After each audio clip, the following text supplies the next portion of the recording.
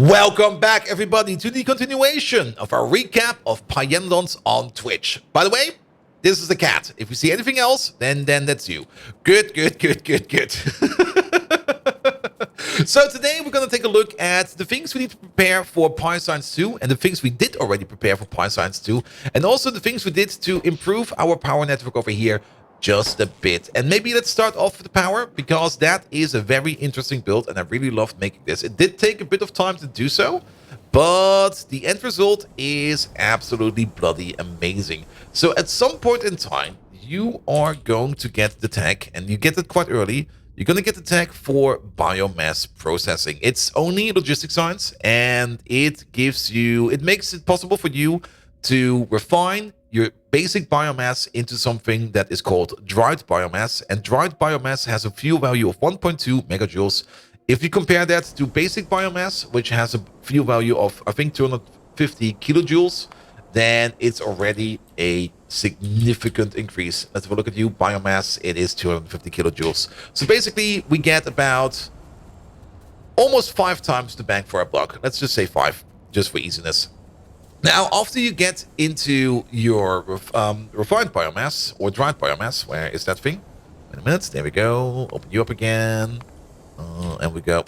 I'm just pressing all the wrong buttons today. It's like yesterday again. Biomass, there we go. Dried biomass, let's go for usage. Once you get into dried biomass, there's 2 things you can do with it. Either you refine it further, or you throw it into a biomass power plant. Now, the dried biomass over here, you can't just throw that into a biomass power plant, and we do have one biomass power plant. It is sitting down here, and the biomass power plant over here requires 3 megawatts of constant energy. So if you provide 1.2, if you provide it with dried biomass, you would need to provide this one with 2.5 dried biomass per second. Or if you make a full yellow belt out of it, 2.5, that would be enough for like 6 of these machines. You could run 6 of these machines over here running molten salt, which gets us to gas power, coal power, biomass power. 6 of these would make 2,400 hot molten salt every 20 seconds. That is 120 per second, and then 120 hot molten salt per second. We can turn that into, is that over here with you? It probably is. There it is. 120 hot molten. We can turn that into 6 heat exchangers, which then turn that into 180 pressurized steam. And 180 pressurized steam is enough for 3 of these. So you could turn that you could turn a full yellow belt of dried biomass into about, what is that, 360 megawatts of power, which is pretty decent. It is pretty decent. However, we did no such thing. We kind of went a bit further and a bit beyond. We kind of went over 9,000, while actually more like over 1,000. And we turned our dried biomass over here into bio oil. Now, to do that, we need some quartz tubes, some silicon carbide, and some nitrogen. The quartz tubes are pretty easy to make. If you remember that boron trioxide build we did not too long ago, which is sitting over here, and it's still missing, by the way, which is sitting over here. To make quartz tubes, we need boron trioxide. We need, I think, some molten glass is sufficient. It's over here. Yes, boron trioxide, molten glass, and rare earth oxides. And then we can turn that into quartz tubes. And these quartz tubes over here, we just export them on a train over here. Also, you don't really need that many quartz tubes, because we do put 1 quartz tube in, but there's a good chance that we get our quartz tube back, so we can keep that running. The only issue is a bit the nitrogen. And at the moment, we're kind of biting the bullet a bit, and to get all that nitrogen, it does require 300 nitrogen per machine per time. How much time is that? Is that like 10-second craft? Yeah, it requires 30 nitrogen per machine per second. We got 6 of these. That's 180 nitrogen per second. And we are currently turning our bitumen over here into nitrogen. Now, I don't really like doing this because it feels like such a waste. The bitumen over here has 2 megajoules of energy, and the nitrogen is basically a worthless product. We can technically get it out of the air, but getting nitrogen off the air is a bit harder than you might think. So we are just using the bitumen recipe over here just for now, just so that we are enabled. Later on, we will probably be switching this out for something else, but for now, we're doing it like this. Either way, if we go back over here, we then take the, we then turn all that dried biomass over here into bio oil, and then comes next magical step, and this is a really, really nice step.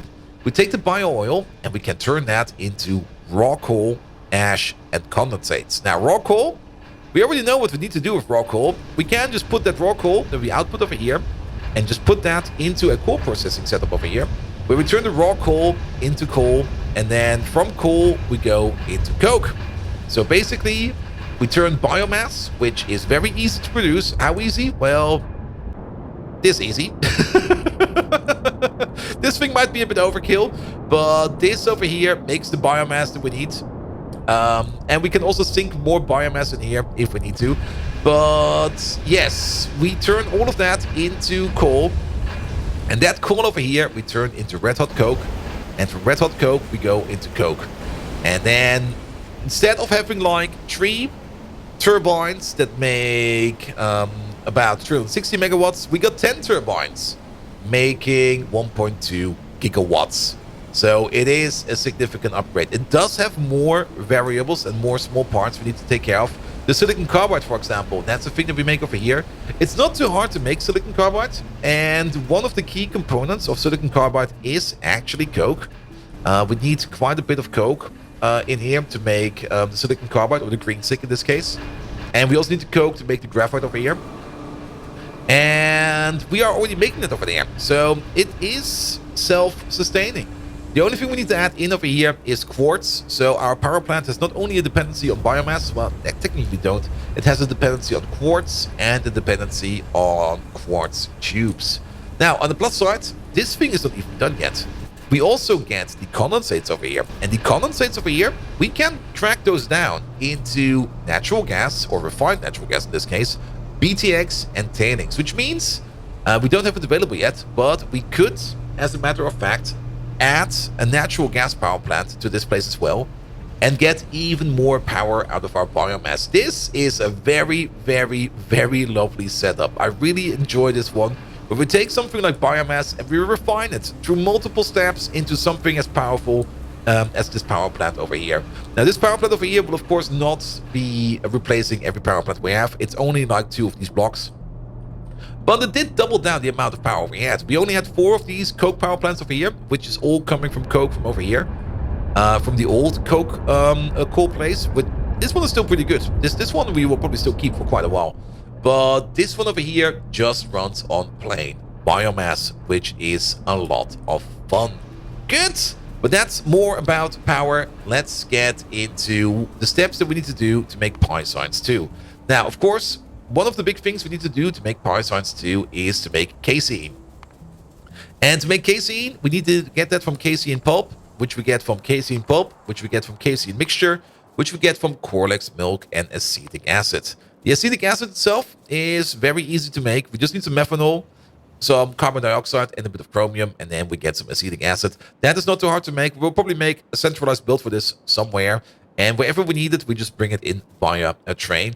Technically, if you think about it, we do get some wastewater over here, and the wastewater over here, with some filtration media, we can turn that back into methanol, and we can use that. We can cycle that. That's a 1-to-1.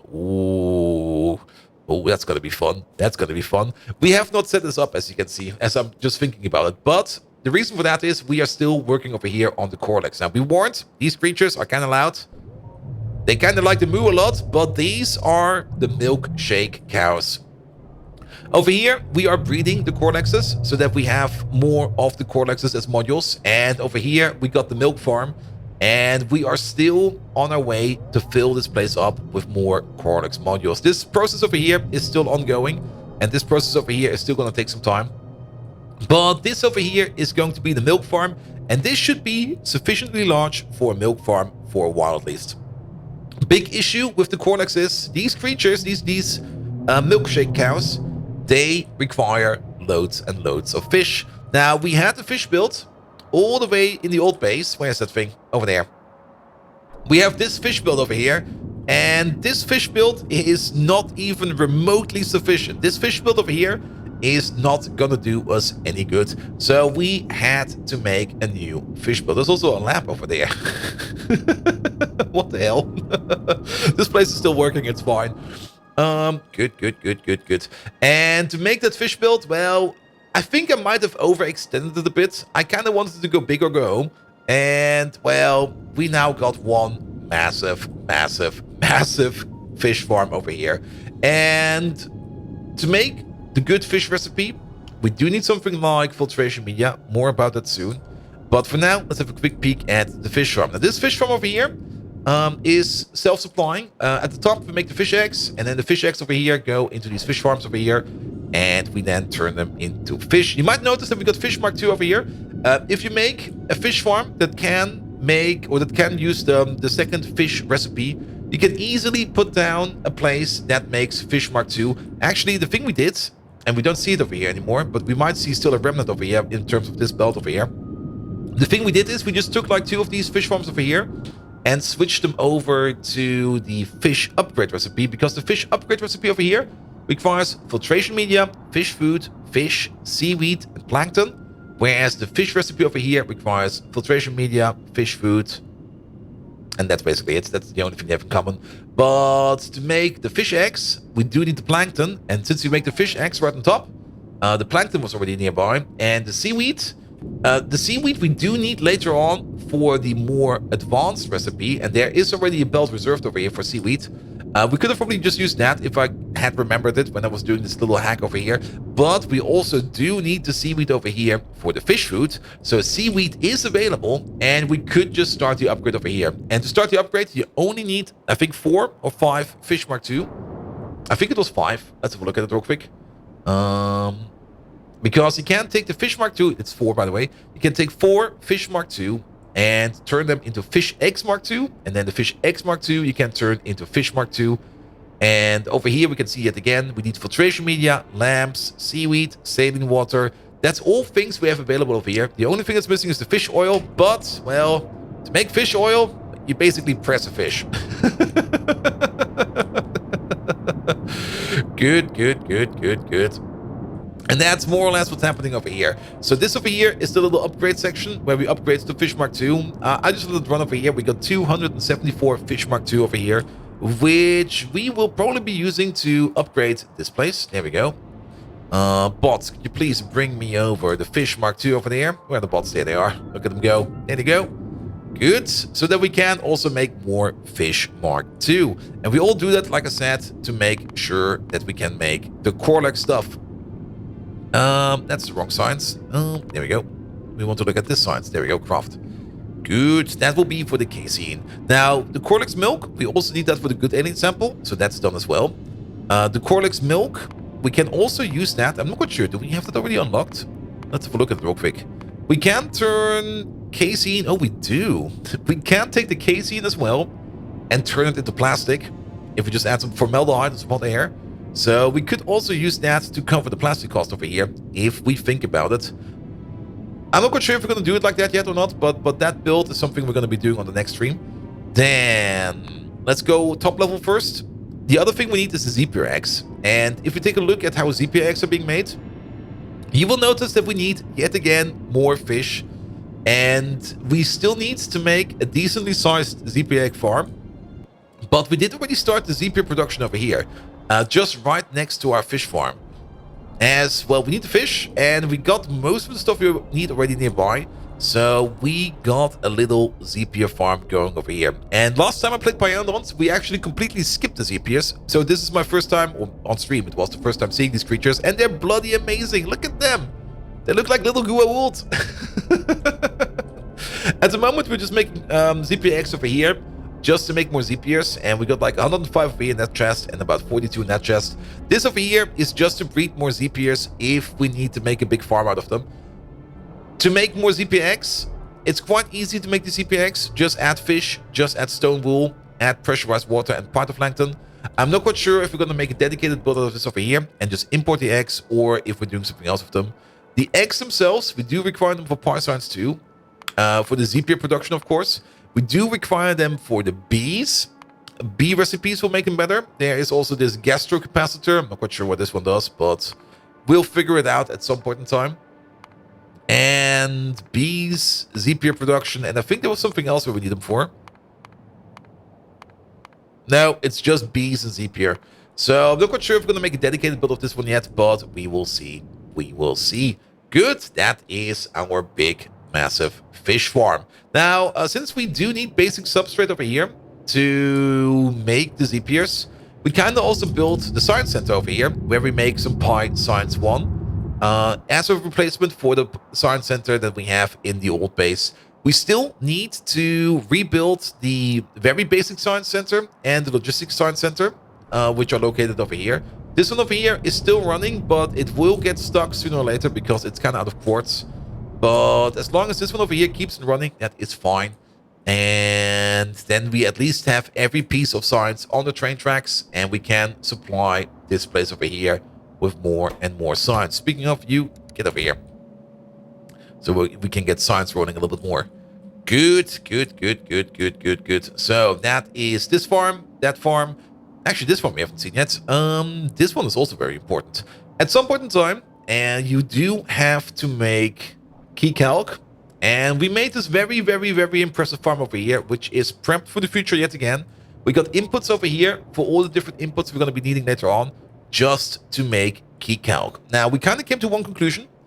We got recipes in Pyanodons that require key calc, and we got recipes that require key calc seeds. Now, the previous playthrough, we were struggling quite a bit with key calc seeds and key calc. Just look at it like this.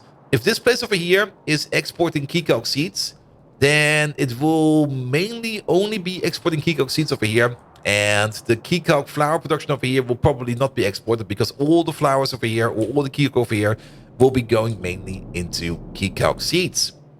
We came to the conclusion it makes a lot more sense to only export the flower, and if we need seeds for any kind of recipe on site, we make the seeds on site, as it also is a higher stacking density. If we go to key calc over here real quick, it is over here. 2 pieces of key calc make 5 key calc seeds, so that's already a denser stack. And if we only export one of these, then we don't get into the trouble of having like missing things later down the road. So we will focus, whenever we need something like seeds somewhere, we will never make a dedicated build that only exports seeds. Well, for the 3 seeds, I think it's fine, since this over here is more or less just processing. Good, good, good, good, good, good, good. Perfect. But yeah, this is just one big, ginormous key calc farm. And this one over here is prepped mostly for the future. It is good for the key calc recipe all the way up to level 3, which requires lamps, ash, sand, biomass, fertilizer, seeds, clay, water, and flue gas. If we get to this recipe at some point in time, it's going to be like at least a couple of months before we get to this. This key calc recipe over here is tremendously fast. It's tremendously good. But this over here also probably requires us to make a rebuild, because if we run the farm at this point in time with this recipe and then also up-to-date key calc speed modules in there, then this one will probably be making just as much as this whole farm. So we don't need to worry about that too much right now. But this one over here is prepped for the future, and we're doing very good on the key calc over here. We've got a big, big, big storage of it, and I'm very, very happy about it. Good. All right, all right, all right. What are we missing? Nothing new over here. Nothing new over there. Nothing new over here that we have not talked about yet. There are, of course, some new outposts popping up here and there. There's an antimony mine over here because the antimony field down here ran out or is about to run out. And nothing new over there. I'm pretty sure I've shown off the titanium production or processing, but titanium is pretty boring. It is very, very, very boring.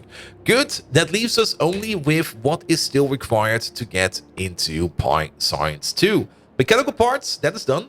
Mechanical parts is... At the moment, we're doing it in the mall over here. Right over there. And we got a chest almost full of it. Actually, it is full of it. I think I limited the chest. So those will be coming in via airdrop. The Paragene requires glassware. We have biosamples. We have cotton guts. We have cytostatics. We can make by making sea sponges, which we have, plasmids, which we can make on site out of laboratory instruments, which we have, glassware we have, incubated petri dishes we have, Zogna bacteria we have. So we can make a simple build that just makes this. Dicalin is just some plates, aromatics, and hydrogen. Put it all together, we have this as well. So we can easily make this now. The artificial blood was the thing that was hindering us over here the most. Then, casein we talked about, good alien samples. We require poor alien samples, those are pretty easy to make. Again, glassware, yes. Biosamples, yes. DNA polymerized, again, glassware, yes. Laboratory instruments, yes. Rock cocoons, we might just either need to make optional output over here or just make a dedicated build for this again. Making rock cocoons is easy. We just need to make a couple of them. It'll be fine. The Arquat honey, we got that one as well. For the retrovirus, again, all of this we have. So it's just stick it all together and make it run. For the primers, again, all of this, we've seen it in the base. It's going around. Stick it all together, make it run. Microfiber. Oh, we have not shown the microfiber. Oh, yes, this one over there. Oh, we're right next to it. Microfiber and stuff like that. Filtration media. Yes, filtration media is a thing that opens up a lot of recipes. And filtration media is very, very important in the future. Now, let's just maybe not stand around over here because it's kind of loud. Making filtration media is... We got 3 machines over here that make filtration media. And the full footprint of this machine is, well, all of this. Making filtration media is a bit of a hassle to set it up, but once you have it, it will be well worth it. We are currently running this recipe over here, where we take 30 pure sand per second. Wait, it's 4 of these. How did that make 3 of these? It's 4 of these. Well, good revelations come at the end. I guess I only... Wait, no. Oh, wait, no. It is 3 of these. There we go. I'm looking at the wrong recipe. Yeah, it's a bit weird. We get... I'm not quite sure if this is intended or not, but this recipe over here is making less, but it's making it cheaper, because this one only runs on cellulose. This one over here runs on microfiber, and making microfiber is the big hassle in this whole thing.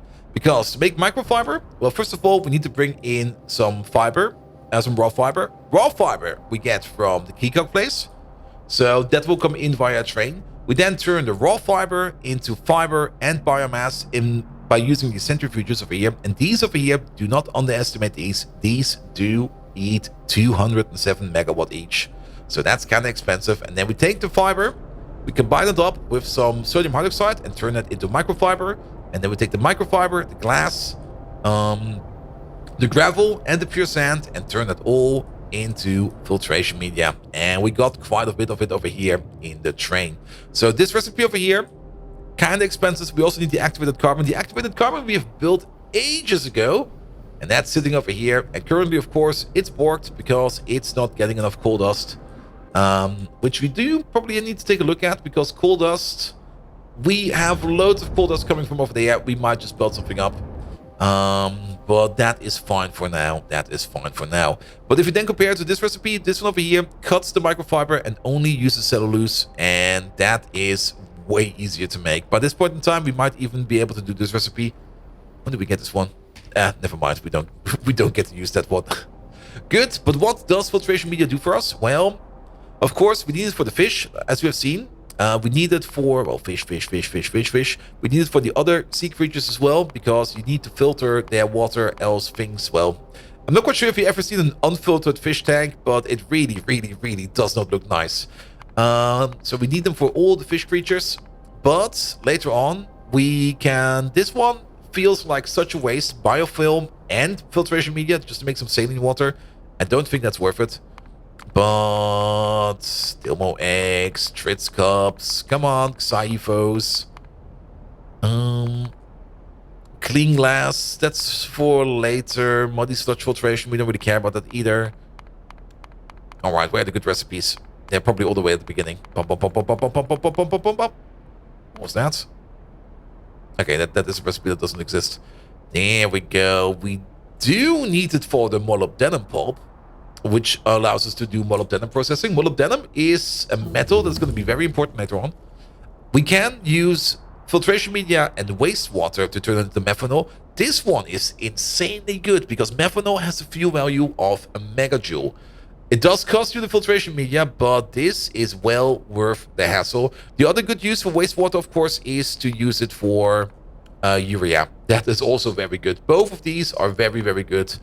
We can technically use it to turn coal bed gas into coal gas if you want to do that. We can also use it for the dirty syngas processing. The dirty syngas processing comes from bitumen cracking. When we take bitumen, we steam it and oxidize it up and turn it into dirty syngas. Then we can turn that into zoot, purified syngas, and flue gas. The purified syngas we can then turn into hot syngas. The hot syngas we can then turn into loads of syngas. So if we want to make loads of syngas, that's the way to do it. Then we can also, well, then we go back to the fish. Is it then fish again? Oh no, this one we're missing. And we need it for the nitrogen production. If you want to get nitrogen from the air, you get, and that's a bit weird why they do it like that, you get pressurized air, you get a bit of normal nitrogen, a bit of purest nitrogen, and a bit of oxygen. And if you only have like one of these machines, like we have over here, it doesn't really make a lot of nitrogen. It makes about 4 nitrogen per second. But if you filter the purest nitrogen over here, you can pump that from 4 nitrogen per second to 140. I mean, this recipe over here, we basically double it down, as you can see. So that would be then 140 every 5. That is about 38 per second. No, 28 per second, 28 per second. There we go, 28 per second. So that is also well worth the hassle. Then, of course, more fish. There's probably also some other things in here where we need filtration media. Filtration media has, like I said, a whole bunch of very, very important uses. We also need them for the modular armor. Nice. Good. All right. That is filtration media. So you can see the only thing we need to do is basically bootstrap the stuff together, and that's exactly what we're going to be doing over here.